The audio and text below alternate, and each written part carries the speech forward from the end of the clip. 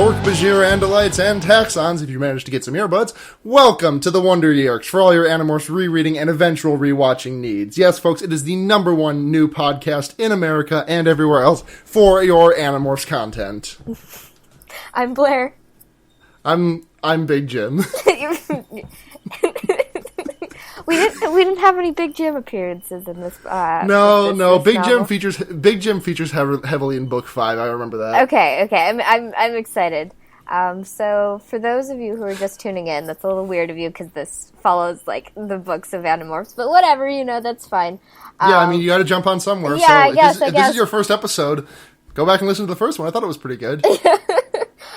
We every other week we read a book from the Animorphs series, and then we talk about it. Yep. So this is our second shot at it. We read The Visitor. The Visitor. By K.A. Applegate. Yeah. I remember last episode you asked me about why I thought it was named that, and after having read it, I'm not sure why it was named that. Yeah, Or maybe it was because, like... Maybe it's like Rachel is the visitor? Yeah, that's maybe... I mean, the title's never really meant too much. I think I said that last week, too. Yeah, but they should mean something. I don't know. Oh, my name is not actually Big Jim. My name is Luna. Yeah, we should... I should clarify. We don't want to confuse anyone. Yeah, so this is kind of drawing something into attention, because in my memory, because I'll concede I never read the full series, but in my memory, this started off more lighthearted and wasn't like horribly terrifying but for the first couple of books. Yeah, I mean this one. But like in this one, we deal with like nightmares spawned out of trauma. Uh-huh. We deal with like horrific imagery. We deal with hold on, where is my note for that? What the fuck are my notes? Why are my notes so bad? Well, we deal with like one of the like side characters' parents not loving her anymore because they're controlled by aliens. That's like some dark shit. I mean, yep. Oh yeah, and one of the characters like literally just trying to sacrifice her life for the good of mankind. Yeah, I know exactly. Though, admittedly, not as brutal as the last book. If I'm being honest, a little bit fluffier than the last book. I felt. It did. Blair, shut the fuck up and never talk to me again. I liked this one, and Blair. Wait, that wasn't a pun? No. You said it was fluffier than the last book. It had more fluff. It wasn't. Blair. It wasn't an intentional pun. Okay. I was like, why are you telling me to... Why are you so mad at me all of a sudden? But it's because you thought I made a bad pun. And now I kind of wish I did. Sorry if there was a rough edit there. Apparently my computer has just decided that we do not get to record episodes of the Wonder Years in one fell swoop. I mean... So, we had to stop and restart this piece. It's the Yerks out there trying to stop us from broadcasting the message. Yeah, the controllers are after us. Yeah, exactly. The people who make Audacity are controllers. That would make sense. This software is so bad. I don't think a human could possibly manufacture it. Yeah. Oh my god. I feel like the guys who make Skype are also controllers. Oh, I mean anyone who works at Microsoft is, so... Yeah. Like, that's just facts. I'm trying. I couldn't think of the name of a single person who worked at Microsoft to make a funny Microsoft joke. I mean, Bill Gates is the one who created it. Oh yeah, Peter Molyneux. I don't know if he worked at Microsoft, but I mean that dude's probably a controller, right? Probably. I mean that's for Fable 3. There's no way that guy's like human all the way through.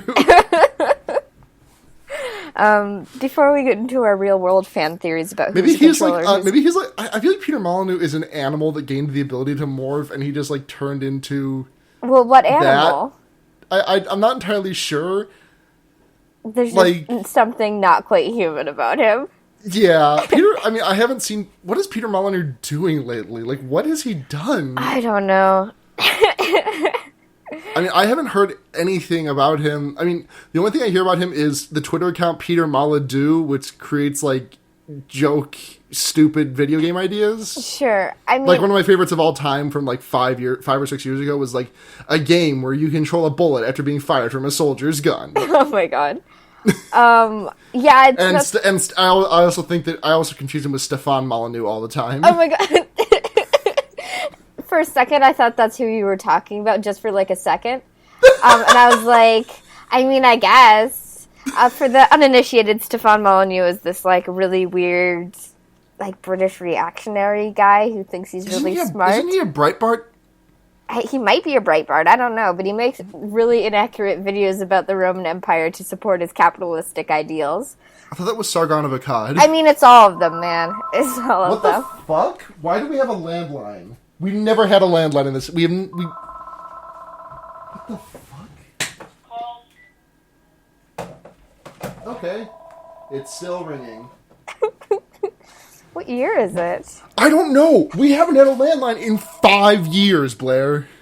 Dude, the call is coming from inside the house. 41... What the fuck is that area code? That's like not even in the state. What is it? 415. Who the fuck? I don't know.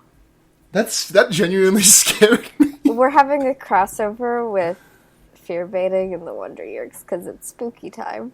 Oh, it's spooky time. Well, I mean, to be fair, the idea of Yeerks are kind of like spooky time. Like, this is, like, this entire series, like, if you remove the morphing part of it, this is basically The Thing. This is basically a 50-ish book series, The Thing. I think a more appropriate analogy would be Invasion of the Body Snatchers. Yeah, that's more accurate, yeah. Yeah, because I actually think The Thing resembles the actual Animorphs more closely than the Yeerks, because I mean, just thinking about how they like emulate human beings.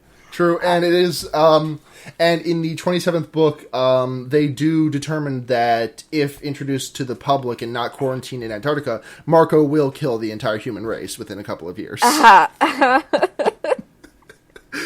Big Jim is strong as hell. Big Jim swole as fuck. Oh my god. For a second there I was like, holy fuck, there's 27 of them. But there's like 50, isn't there? Oh yeah, there's a lot, Blair. We're going to be at this for a while. Yeah, I'm prepared. No, I know what I was getting into when I started this bitch. Should we dive into the book itself, though? Oh, fuck yeah. So the cover is... oh wait, we have to do our cover analysis of the Animorphs. Hold on, let me just pull up the Visitor. It's honestly a lot less like startling than the last one because this. Yeah, it's pretty tame. Whoever does these cover arts really got like. It's really jarring though when she goes from the third picture to the fourth because it's like it's just like anime cat girl to that's a cat. Like if it had ended at the fourth picture, like I'd be like, yeah, that's what it is. Mm-hmm. That's where it terminates, and then there's a fifth picture which is just like. A really weird looking cat. It's fine. It's a fine looking cat. It just looks kind of smug. Yeah. There's also I was looking online for the book covers. There's also we all know the emblematic like slowly morphing into the other like animal like book covers, but there's also like a subgenre of book covers where it's just one image of a half animal, half person on it. Yeah. And the one for this one, the cat has lips, and it kind of extremely sucks. I didn't notice that. Hey, I also found a Japanese cover. Yeah. You want to see this one? Send it to me. Oh, it's fucking nuts. Hold up. Oh god. Yeah. Okay. And open this up. Send the link. We'll post this in the show. This is probably gonna be the cover art. Oh my god, no, that rules. It's so good. Well, hold on. Like, I love it. You got, like... That paw's majorly fucked up, though. The cat is looking like, it's like, wait, hold on, bro, chill. You can't say that, bro. Mm-hmm. But I think that... Bro, listen, that's some hurtful shit. Bro, chill. I think the quality difference is that this cover is hand-drawn, whereas the last one seemed to be more of a CGI sort of thing. Because it was... the first image was just a picture, like a photograph of a boy. God, it looks... Yeah, this on this one, though, Rachel isn't photographed. That's just, like, a drawing of a girl, and it looks like... It's got, like, those really well-defined... Like, there's no, like... there's no like gradual shading. So it's just like, hey, this area is white, and then this next area is tanner, and then tanner and tanner, and there's never like any actual shading. Yeah, I mean, no gradients. Yeah. No middle sliders, bitch. Yeah, but the first book, it was like an actual photograph of a human boy. A photograph of a boy that just CGI'd into a lizard. Yeah. So that looks pretty bad. 1996. He CGI'd into like a fucking food fight looking lizard. Yeah, it's a bad scene. Like that lizard looks like a green version of Cheezel T Weasel. We can't talk about food fight on this podcast. We can, but we won't. I mean, I guess we can, but it should we? You know? Oh, that's a fucked up one. I just found one of Marco turning into a bee. Oh my god. That's book 40 though, so we got some time. Yeah, well, I mean, we did have... Let's get into the book before we get into the nitty-gritty details. Okay, so this one opens up with... The Visitor. It opens up in media res, where we learn about thermals. Yeah. Because everyone's a bird. Yeah. Tobias is stuck as a red-tailed hawk, as we left him last time. Jake is a peregrine falcon. I remember that detail. I remember that from my youth. Rachel is a bald eagle. Yep. And I don't remember what Marco or Cassie were. Marco and Cassie were the same bird, but I didn't recognize what it was. So Osprey? I think so. That sounds familiar. I can't think of any other context in which I've heard the name or the bird type osprey. Yeah, that feels right. I don't know. I don't know what that is, so it didn't like stick in my mind as a bird, you know. But yeah. So they're just like chilling and flying. And this happens for a couple chapters. Some people are shooting at them, and they're like, "Fuck this noise," and they troll the fuck out of them. I just want to read this note that I struck from the record. This is the second note that I took. It was just, and I got a line through it because it's struck. The note is just, "Oh, she freaking." Yeah, who freaking? I'm not entirely sure what that was in reference to. Oh my god! But all right. Do you handwrite your notes? I do. Oh, okay, I see. Yeah, for this at least, because I have like a digital copy, but I'm always reading it on my phone. That makes sense. Yeah, so they troll the fuck out of these rednecks who are trying to shoot them. Because they're trying to fucking shoot some skeet, and like, I mean, I thought this was going to draw some attention to the fact that like they're birds of very different species all flying together. And they shouldn't be conspicuous about that, because, like, in what world would a bald eagle ever share the same airspace as a peregrine falcon, like, willingly? I mean, I don't know. Come on, Blair, it's just science, Blair. It's just science. All that it is science. Oh my god. So they fucking take they fucking, like, dash through the trees and go to the rednecks and fuck with them. They take their beer and also their guns. And Marco admonishes them in thought speak. He's like, these kids are way too young for beer. Yeah. Spam is a proper noun, which was weird. Did you catch that? Spam is a proper noun. It's a brand. Is it? It's a brand. I thought spam was like a thing. It is a thing, but it's also a brand. Just like Coke is a thing, but it's also a brand. Wait, do you live in that part of the country where people call all sodas Coke? No, that's more in the South, and yeah. But, like, it's, like, like, Spam, yeah, it's a brand of meat stuff. There's other meat stuffs out there, but there is only one Spam. That's weird. I always kind of thought that, like, Spam was, like, a thing. Well, I think like, I thought it was, like, an item, like roast beef. I mean, I feel like it's sort of taken the same, like, place in society that Tupperware has, whereas Tupperware is a brand. Tupperware, but we don't really call it any, like, plastic containers. Vaseline. Yeah. Or, Kleenexes. Yep. Yeah. So, Q-tips. Yeah. So, yeah, Spam is... Good chat. Spam is proper noun. Okay, cool. Good to know. We're learning about meat stuffs. And then my next note is Tseer, Tseeer, because I explicitly remembered that, like, onomatopoetic spelling of the sound a red-tailed falcon makes. Yeah. A red-tailed hawk. Yeah, it's like the onomatopoeias in this series I've noticed are really something. They are. It's like I guess that's what it could sound like, but coming from whom? You know? Yeah. And then my next note is that bird has a gun. Oh, yeah, because... Because Marco steals the gun and drops it into the fucking lake. No, it's Rachel, because this another Oh, thing. yeah, Rachel, right, because she's the bald eagle, because she can carry that stuff. Marco steals the beer, right? Yeah, this whole book we should establish is from the perspective of Rachel. I think we talked about this last week. Perspective shifts, so this is a Rachel book. Yeah, exactly. I think I really enjoyed reading it from her perspective. Yeah, no, Rachel owns. I mean, I think Cassie's my favorite character, but Rachel's really good. Yeah. So... God, we gotta wait a month to get to a Cassie book. Aww. Because next is Tobias. Mm-hmm. More bird stuff next episode. Yeah. But for now, there's a lot of cat antics in this one. But we'll get to there. So they all land...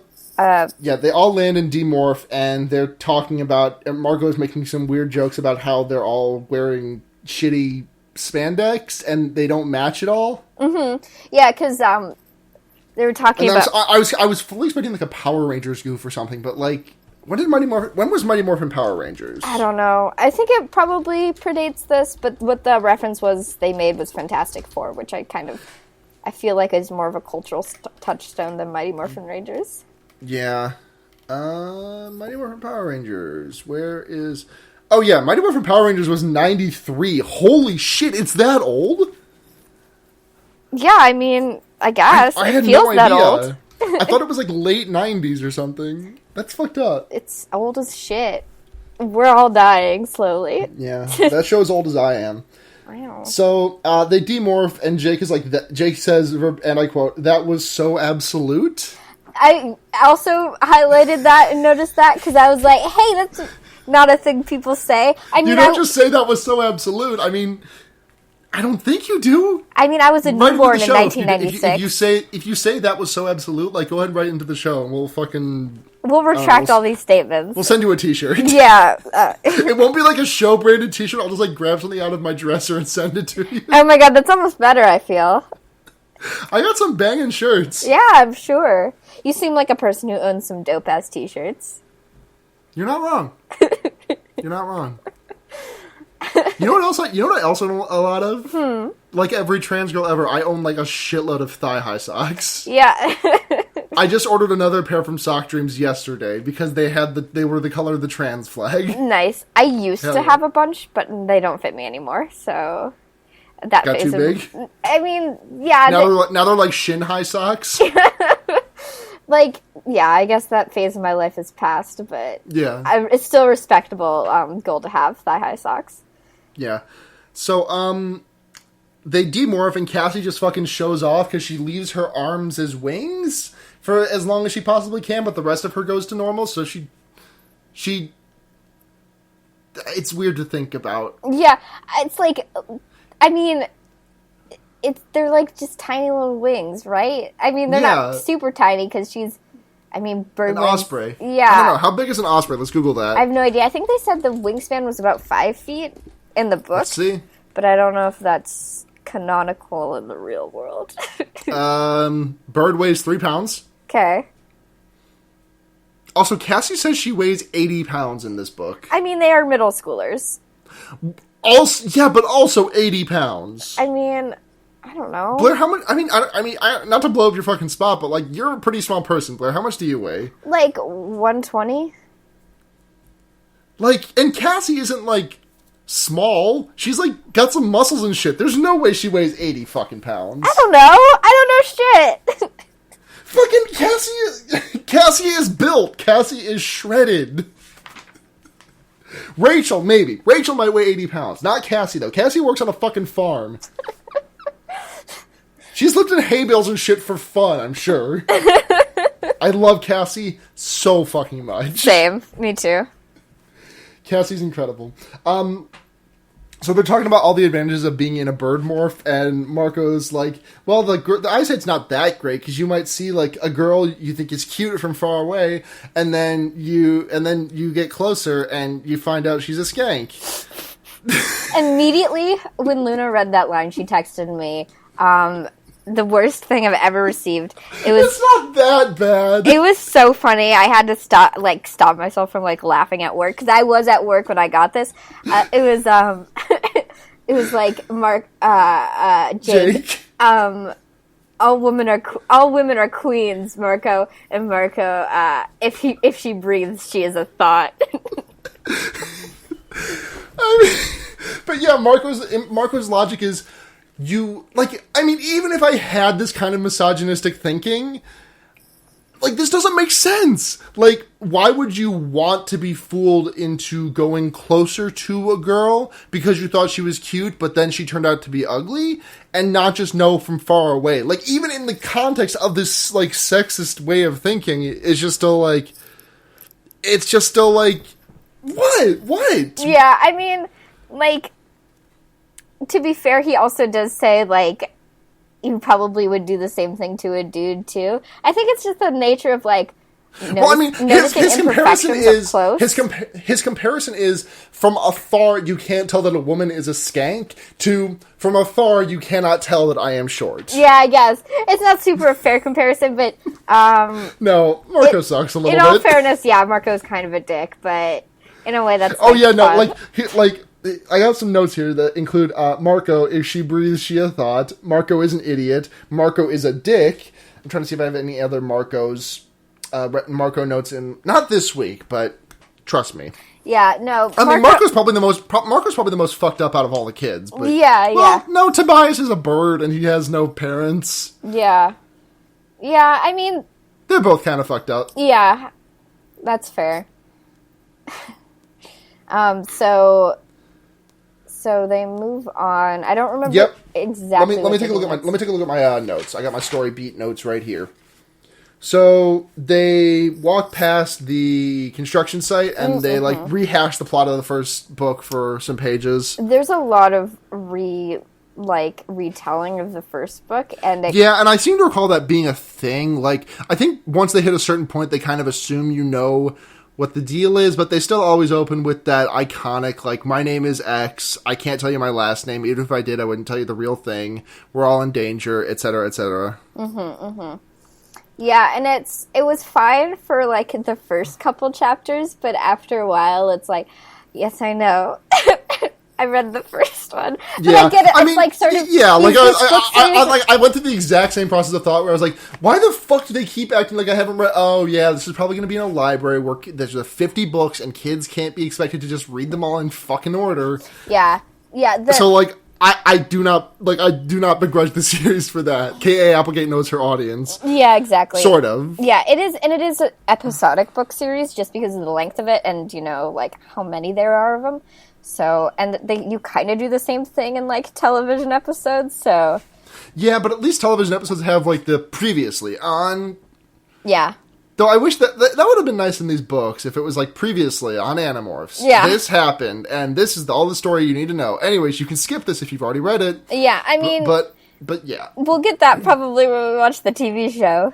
Oh, yeah, definitely. That 20-episode thing. Oh, my God, I'm so excited. Yep. So they decide to use, because the fucking Yeerk pool from the last book that was attached to the school is gone.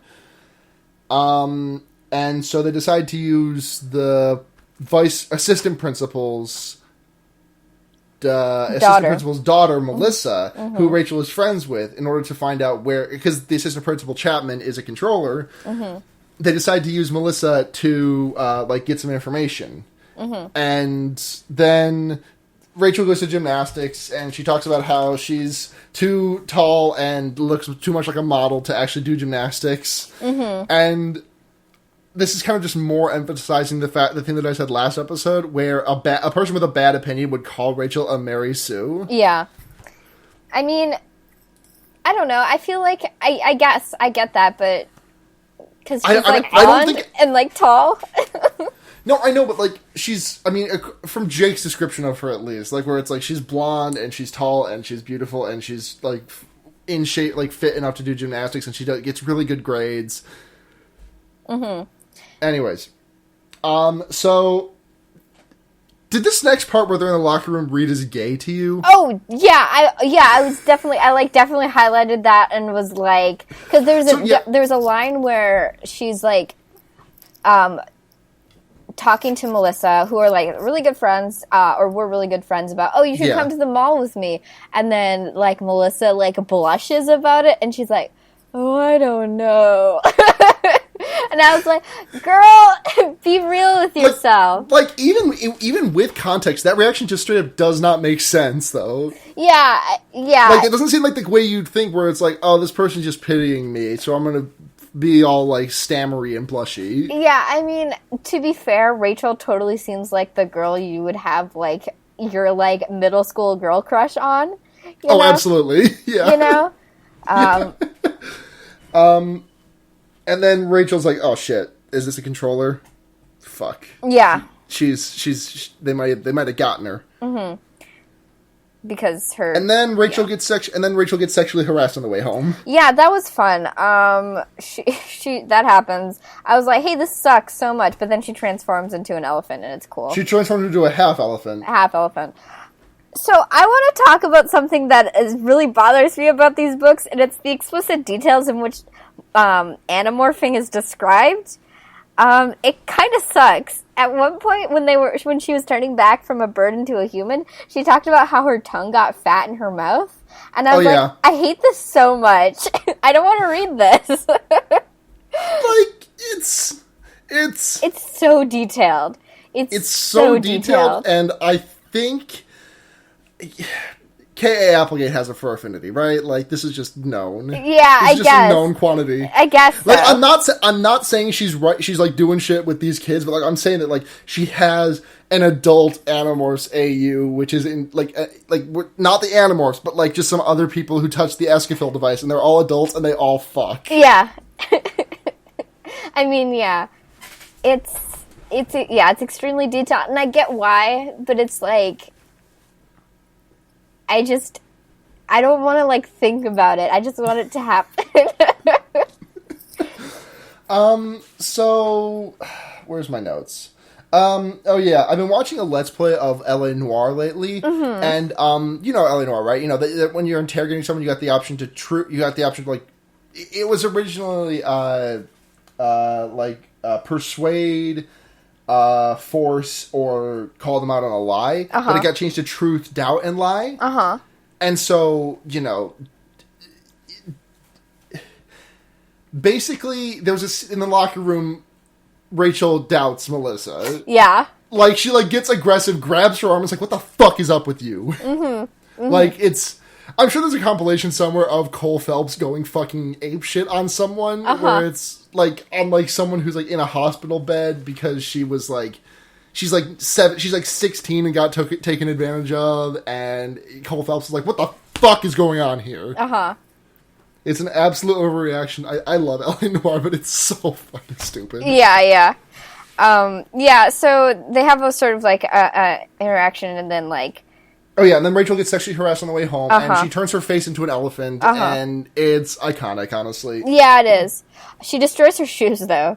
Yeah, she fucks them up. Yeah. And then Melissa's dad rolls up, and he's like, hey, I'm going to give you a ride home. I got Melissa with me, so it's not weird. And then he gives her a ride home. Yeah, but it is still kind of weird because he has a controller, and she's, like, mega uncomfortable with that. Oh, yeah, she's nerved to fuck. Yeah. But, And, yeah. Okay, so they decide that, well, everyone's fucking angry as shit at Rachel, right? Because she morphed in public, and everyone's like, what the fuck are you thinking? Yeah. Like, what are you doing? Because, like, up until that point, you kind of forget that it's, like, chill. Yeah. A little bit. Like, or you kind of feel like it's chill, you forget about how, like, fucked up the fucked up-itude of it is. Yeah, exactly. Yeah, they all give her, like, hell for it. I mean, understandably so. Like, she probably could have called attention. And she was nervous about it, too, to be fair. She was like... But at the same time, like, this is, like, maybe 40 pages after they were all birds and, like, of different species fucking with rednecks. I mean, rednecks don't know shit.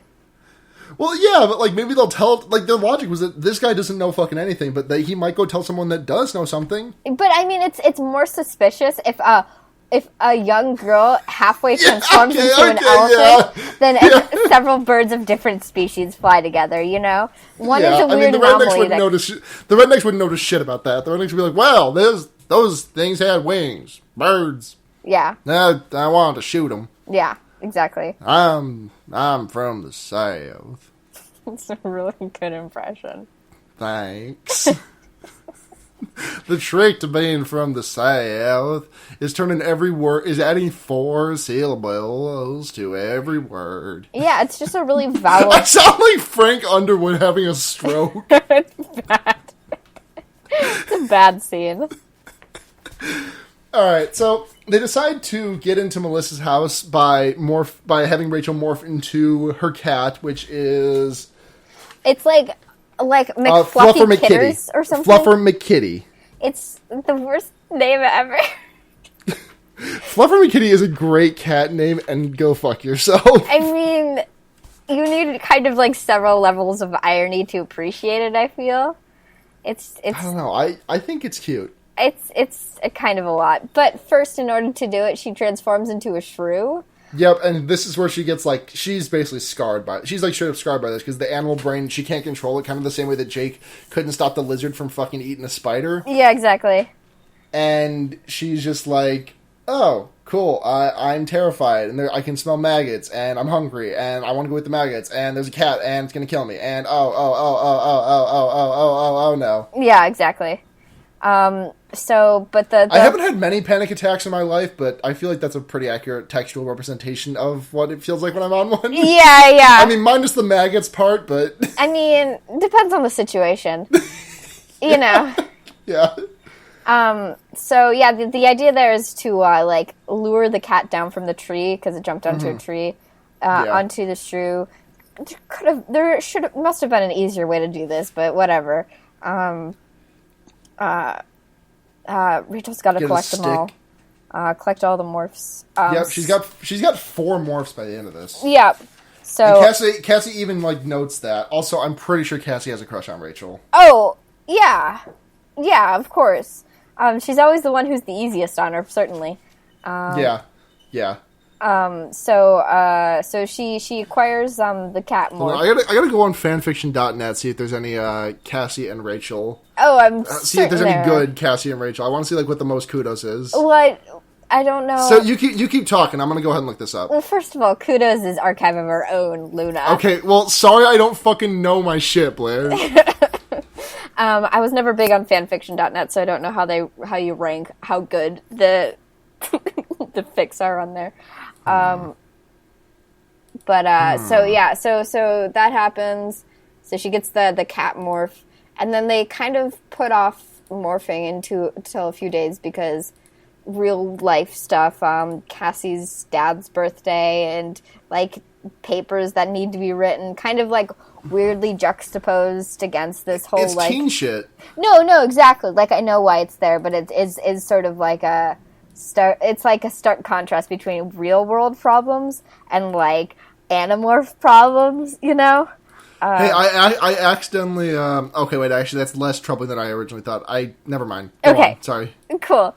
But eventually, yeah, she does, they do take her to, Melissa's house, and she morphs into the cat, and she's like, okay, this is gonna be dope. I'm just gonna, stroll in there and poke around. She gets this arrogant sense from the cat. Sorry, I just zoned out because I just read the worst possible descriptor for a fan fiction story. Sure, lay it on me. Do you want to hear it? Yeah, lay it on me. All right, here we go. In this story, Jake and Rachel are temporarily stuck as giraffes. Okay, not terrible. Rachel dies giving birth to her and Jake's daughter, named April, who has developmental delays. Cassie is a dove, while Tobias remains a hog. I like the theme of... I hope all Animorphs, fanfictions, discreetly, lay out every morph that happens into it before you read the fanfiction. This is 11 chapters and only 951 words. What's the average there? It's less than 100. Oh, yeah, hold on. Oh, God, it's poetry. It's poetry, Blair. It's poetry. That's so crazy. We can't read it. No, You we can can't. read it but personally, it's poetry. but it's poetry. we can't. Hold on. There's a Cassie chapter. It's three lines long, and it's just called "Emotional Dove." Sure. Okay, so I keep talking. I'm gonna see if there's anything on Archive of Our Own. Okay, I'm sure. Yeah, probably less stuff, but I hope you find what you're looking for. Hopefully, no incest, weird character death. Yeah, hopefully. So she tries to be normal about the whole thing. It's challenging because she's also like a fucking cat and also a human. There's a lot of like coverage of like battling against the psyche of the animal that you're in, like the form of. Yeah, no, it's a really cool thing that they touch on. They're never fully in control. Yeah, exactly. There's always these battling of animal instincts, which honestly makes sense and is kind of useful in certain circumstances because there are things that how like an animal's brain works different than how a human's brain works, and there'd be a lot of incompatibility. What the fuck? Phone. Okay, ever since we got this fucking number back on, apparently, we're only getting calls from not in state, because that's from a fucking 223 area code. Crazy. Yeah. You gotta put it, like, under a pillow or something. Yeah. Sorry about the background noise, folks. It's okay. Someone's trying to contact you. Where was I? Oh, yeah. Good news, AO3 has 13 works in Cassie/Rachel. Nice. Any of them look good, or? This one's got 27 kudos. I mean, it's better than no. Oh, kudos. it's a Hogwarts AU. Oh. What house do you think they'd all be in? I mean, I don't want to say Tobias is Ravenclaw because that seems too obvious. Tobias is a Hufflepuff, for sure. Yeah, he is. Jake's a Gryffindor, easy. Easy. Oh, he's got major protagonist syndrome. He's definitely a Gryffindor. Yeah. Let's see. I think Cassie would also be... Like, none of them are, like, really the brainiac, so I feel weird putting any of them in Ravenclaw. I would say Rachel probably would be a Ravenclaw. Yeah, that seems fair. I think Cassie would be a Hufflepuff. Yeah. And Marco would also be a Gryffindor. Yeah, no Slytherins. No Slytherins. David's probably a Slytherin once he shows up. Axe is a Gryffindor. Yeah. Yeah. Nice. Glad we got that nailed down. If you disagree with us, fuck you. We don't want to hear it. So we went on that long tangent. Where were you in the plot while I was looking up fanfiction? Oh, they were about... she was about to go into Melissa's house and spy on her dad. For the first or second time? For the first time. Okay. So... Yeah, so she just kind of, like, is normal cat person. Like, she just strolls down the hallway after Cassie's dad. Chapman is the last name there. I kept trying to remember what it was. Yep. And both parents are... Both parents are controllers. Yeah, poor Melissa. Yep. Oh, yeah, she has a hard time with it. Rachel, like... chills out in this like underground bunker that Chapman has, and like Visser 3, a hologram of Visser 3 comes up because that's who like. Yep, and we find out that Chapman is controlled by Innis 266. Mm-hmm. By the way, brief aside, jumping back a little bit, there was a reference that I didn't get, and I get pretty much all these references, but there's one that I didn't get. Do you know what Marco meant when he referenced Morris the cat? No. Like, you saw that too, though, right? Yes, I did. Okay, hold on. I'm gonna Google that. Morris the cat. I don't know shit ever, fuck? So... Yeah, I don't know shit about hell. It's a cat for the 9 Lives brand of cat food. Okay. Yeah, it was associated with... They were talking about commercials, so I assumed it had something to do with the mascot, but I didn't know specifically what, and I was like, this probably predates me. Hold on. I just gotta share this image with you real quick. Oh, please. Let me open this fucking image, you piece of shit. There we go. There's Morris. Nice. I love him. He's got shades. And he's wearing a little bow tie. Hell yeah. Cat's styling as fuck. Yeah. Anyways, so Visitor 3 is there, and he notices the cat, and Rachel's like, oh, fuck. All right, I'm just going to play it cool. And then she plays it cool. Yeah, it's like Visitor 3 was originally like, you have to kill it. And then... Yeah. And then Chapman is like... But it's like, it would totally blow my cover if I just randomly killed this cat. And Visitor 3 is like, okay, then do it. But, like, Visitor 3 all this time is, like, I'm super impressed by the cat because it's, like, small but ballsy, but also kind of manipulative. Yeah, but also kind of manipulative, and he's like, this cat has moxie, basically. Yeah. But too bad it's too small for us to, like, actually do anything with. So Rachel gets up scot-free. I don't know what she really gains from it, other than the fact that She learns that the Yeerk in Chapman's head is really, really high up, like really high ranking. She learns that they are still like hunting hardcore. They still think that they're Andalites, which is a really important detail. Yeah. Because they don't know that they're human yet. Mm-hmm. I think it's actually a while before they find that out. I mean, I don't know definitively because I don't remember the intricacies of the series terribly well, but... We'll get there. Yeah. So she absconds, but then she does, instead of leaving fully, she does run up to Melissa's room, who, like, seems really depressed, because earlier she came down and was like, hey, Mom and Dad, can you help me with my math homework? And they're like, no. And she's like, okay, I guess I'll go fuck myself then. It's just square roots. Yeah. So Rachel goes up to comfort Melissa, basically. It's a pretty cute scene where, like, Rachel's, like, purring and, like, trying to calm, like, Melissa down. And she's like, what did I do wrong? My parents don't love me anymore. And Rachel's like, it's because they have aliens in them. And then she uses the fact that she's a cat to snuggle up to her future girlfriend. Yeah, exactly. It's good. It's some good shit. But she cuts it really close. She demorphs about 10 minutes before it's too late. And everyone's freaking out because she was, like, in her morph too long. Well, not too long, but just, like, long. Not Tobias long. Yeah, not but too long bias for them long. to be comfortable with it. Yeah. So that happens. And then she's like...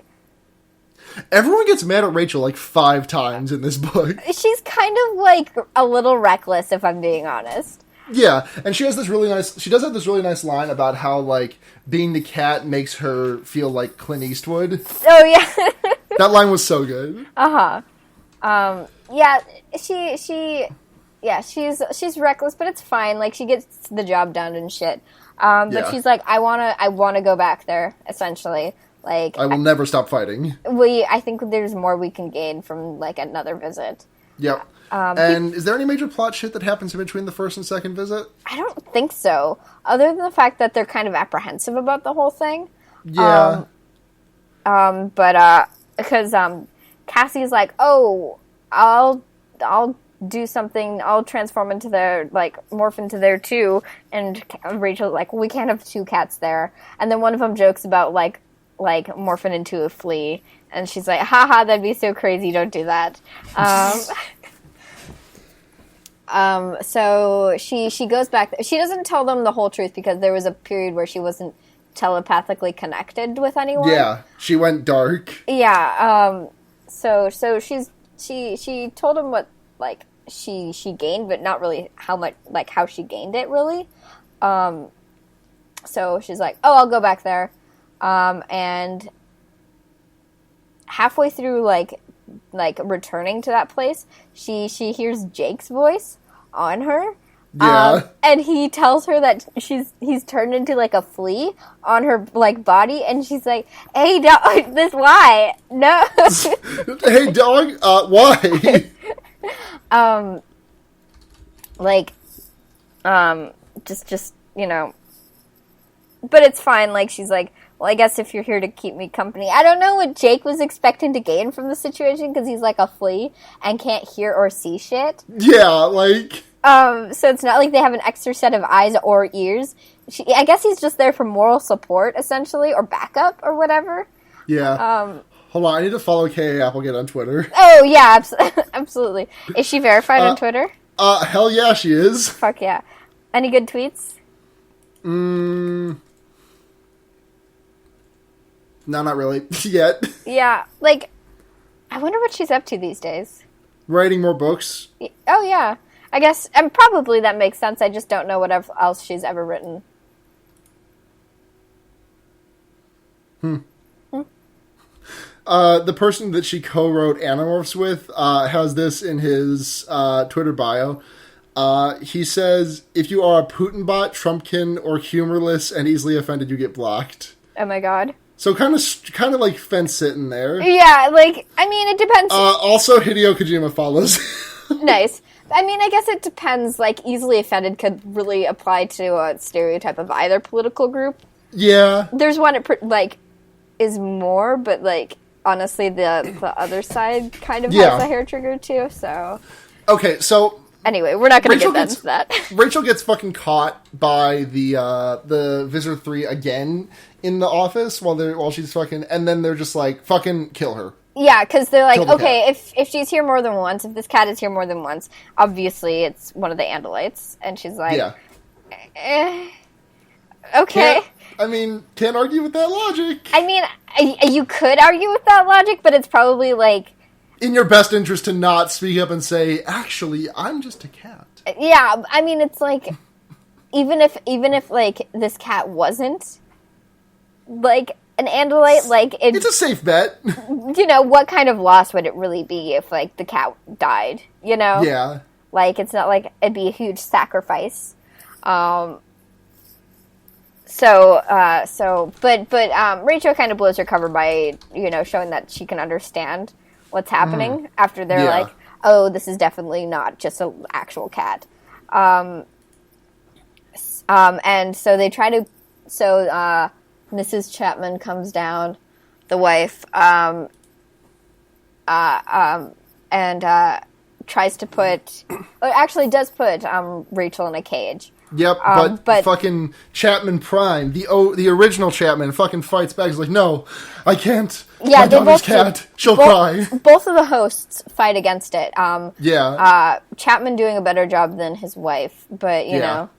Maybe it's because Miss Chapman doesn't quite love her daughter as much. I mean, it's she slaps herself around a little bit, So neat. Pretty good. That's impressive in its own regard, but it doesn't do a whole hell of a lot to stop, to help Rachel escape. I assume that's not their main goal because they also talked about. So the reason why Melissa isn't a controller is because Chapman is a voluntary controller, and he's only voluntary on the on the condition that his daughter's not fucked with. Yeah, exactly. Which Visitor 3 doesn't seem particularly interested in keeping that promise. And so as long as it's been not necessary for him to take Melissa as a controller, he's not particularly interested in that, but she's showing to be kind of a risk because this cat is the cat that she's Rachel is morphed into is her cat, so she's there's a connection here and it's not good. But anyway, so the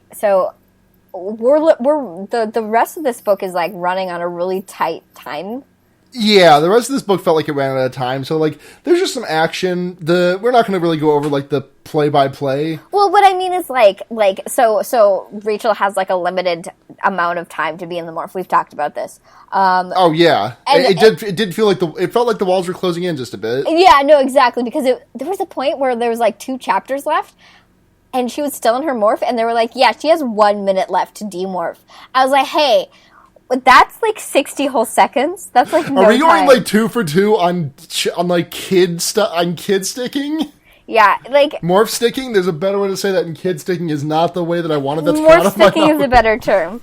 Absolutely. So Chapman has a tearful the Innis 266 or whatever, 622, whatever it was, lets Chapman have the floor in front of Visser 3 at one point, and so he begs for Visser 3 not to take his daughter again, essentially. And he's like, whatever. He doesn't really give a shit. We talked about this. And brief aside, there's a description of the taxons here that made me realize that the taxons, like, they're basically just the Pokemon Scolipede. Yeah. Like, that's just what they are. Yeah. They're a giant fucking centipede. The front third is, like, upright. They're red and black. Like, it's Scolipede. It's just a fucking Scolipede. Yeah. That's fine. It's a good fucking Pokemon. I mean, I'm not complaining, but... Yeah. There's a... Yeah, it's kind of like a mild battle sequence. It's mostly just trying to escape. Yeah, trying to fucking run. Yeah, with the world's closing in, so what? Yep. Rachel manages to demorph. Yep, but not before Visser 3 turns into Ben fucking Grimm. Yeah. Like, he just fucking, like, goes fucking the Thing. Like, he turns into the Thing. Yeah, exactly. Which, brief aside, it did make me think of my favorite post on Tumblr, which is, okay, so here's the Thing, and then I read more, and then it's just a picture of the Thing. That's an extremely good post. Really is. So Jake stops being a flea, and then he turns into a tiger. Mm-hmm. And then fucking there's some fighting, and then Tobias saves the day by, like, snatching Cat Rachel out of the air. Mm-hmm. And just carrying her off to safety. Yep. And then after she demorphs and stuff like that, the final chapter is essentially... she puts a note in Melissa's locker saying, like, your dad loves you more than you could ever know. From someone who cares. Which I was like, kind of weird mood, but I appreciate it. And then...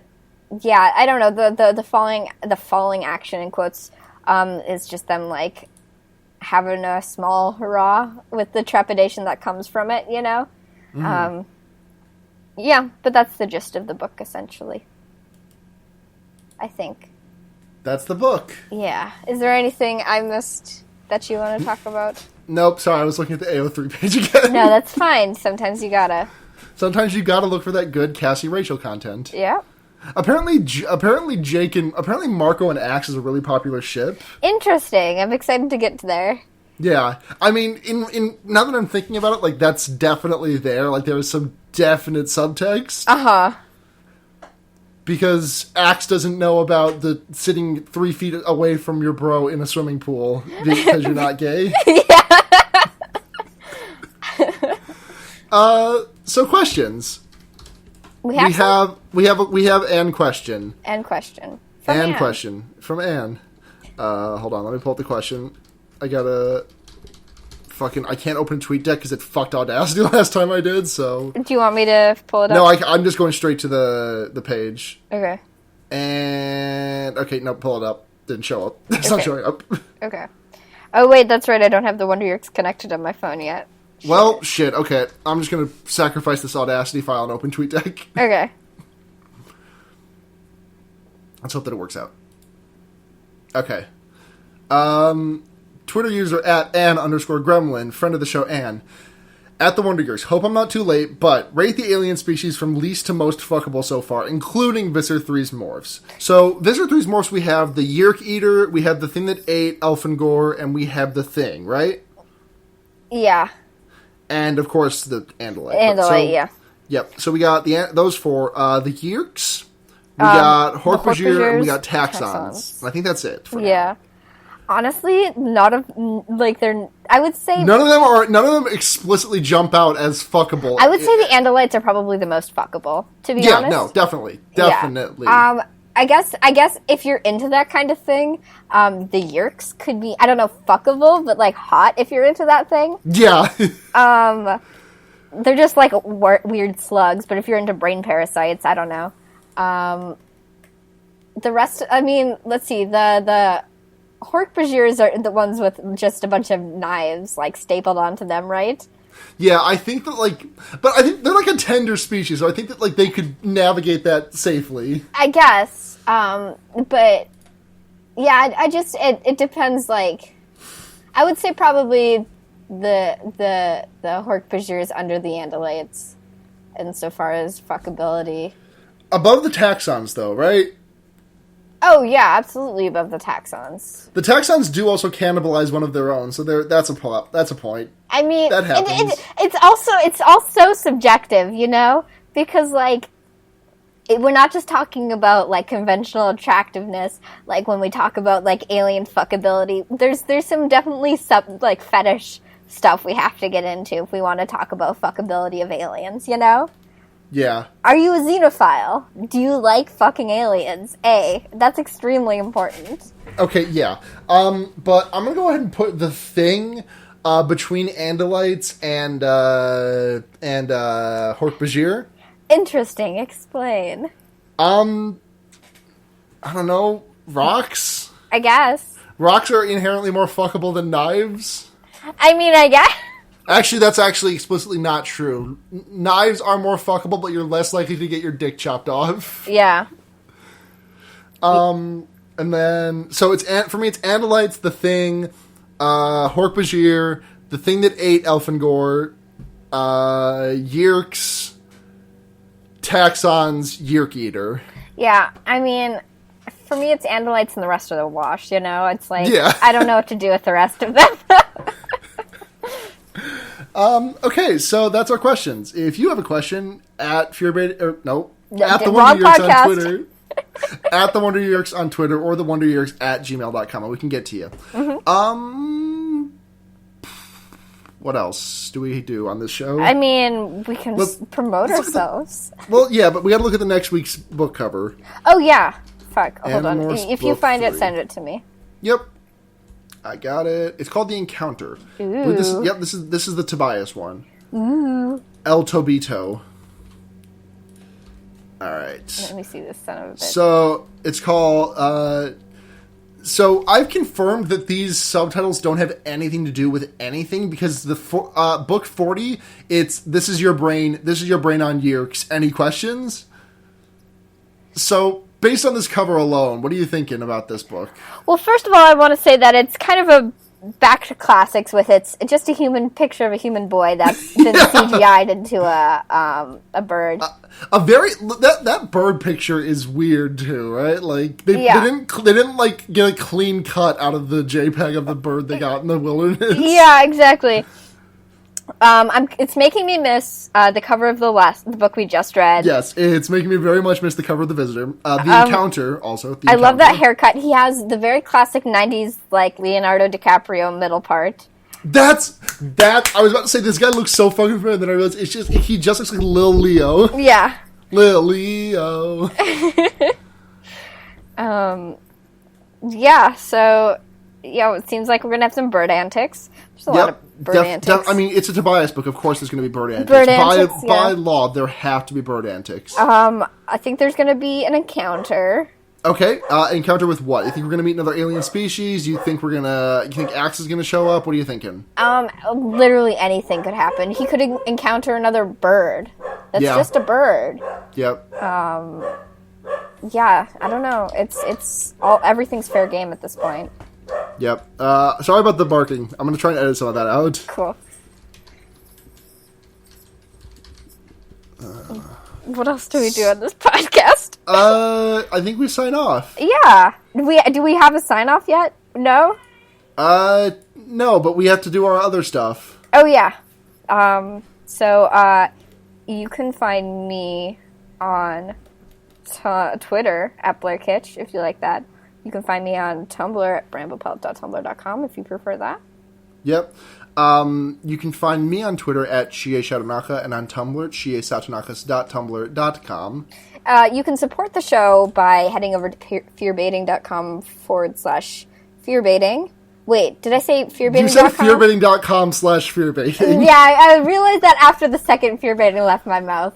You can Patreon.com/fearbaiting. Yeah. You'll get early access to all of our episodes from both Fearbaiting and the Wonder Yeerks. And all you have to do is donate $1 a month to get that. Mm-hmm. If you want to go above and beyond that, great. There's a bunch of other stuff that are outlined on there. And of course, if you can't donate, hey, no problem. We'll still make the show. Yeah. It always helps if you tell people about our show, or rate and review us on iTunes. Yep. Getting the word out there. Spreading the good word about the good book, basically. Yeah. Yep. The good books. By the good Lord K.A. Applegate. And listen to our other podcast, Fear Baiting, where we talk about horror movies. And we purport it to be about queer women talking about being marginalized and fans of horror movies, but we just kind of talk about, like, John Hurt Squirt Shirt. Yeah. Classic. So this has been the Wonder Yerks. Fucking go fuck yourselves goodbye. I mean, is that our sign-off? That feels too hostile. It does feel too hostile. What are we doing? What's the shit? I still stand by my previous suggestion that we just read the tagline of the book we read as a sign-off. I don't like that. I mean, I do not like that at all. I mean, you can put a fucked up yerk anywhere. No, I'm not doing that either. That's bad and shitty. What are we naming? What are we doing? I don't know. I feel like we should plan these things beforehand. Yeah, we didn't do that with Fear Baiting. That's true. Fucking keep morphing. Keep it fuzzy. Don't do anything for more than 2 hours. Yep. Or you'll be stuck. Yeah. Don't be a bird. Be ABM, a bird. always be morphin. Yeah, ABM, always be... I like that kind of. Always be morphin. Always be morphin. ABM. See ya. Escafil devices are for closers. Wait, actually, hold on. We need to not stop the show yet, because I need to talk about that thing that I texted you earlier this week. Where I just texted you at like 7:30 a.m. Monday morning, and I was just like, Escafil device equals time cube. Yeah, I was like, I don't really know how to respond to this, but okay, Luna. I think this closing fits in our canon because Alec Baldwin gave the was in the movie that with the ABC thing, always be closing. I think he may have given, I know he gave the speech, I don't know if the speech had ABC in it, but okay, so follow me on this. That, and then Alec Baldwin voiced Boss Baby, we concluded on Fear Baiting that Boss Baby equals Time Cube. Right. And then on this, we concluded that the Escafil device is equal to the Time Cube. So the Escafil device is Alec Baldwin. ABM, always be morphin. Always be morphin. Good night. Good night.